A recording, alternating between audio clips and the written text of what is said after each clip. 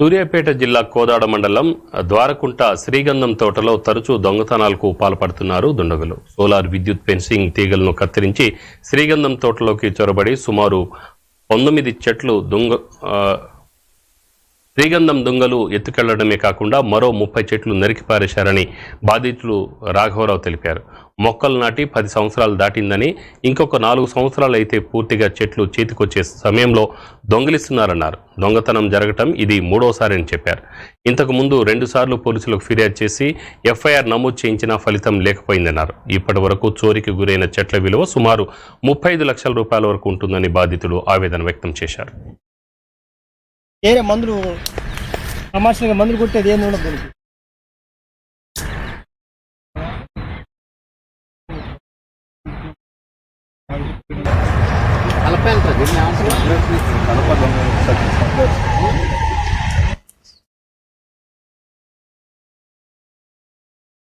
ఉదయం చూడగానే 1వ తారీఖు వెళ్ళి పోలీసు వాళ్ళకి విన్నపం ఏమని చేసుకున్నానంటే, నా చెట్లు ఇట్లా జరిగింది, దయచేసి మీరు దొంగలను పట్టుకొని నాకు న్యాయం చేయమని కోరుతూ ఒక దరఖాస్తు ఇచ్చి వచ్చినాను.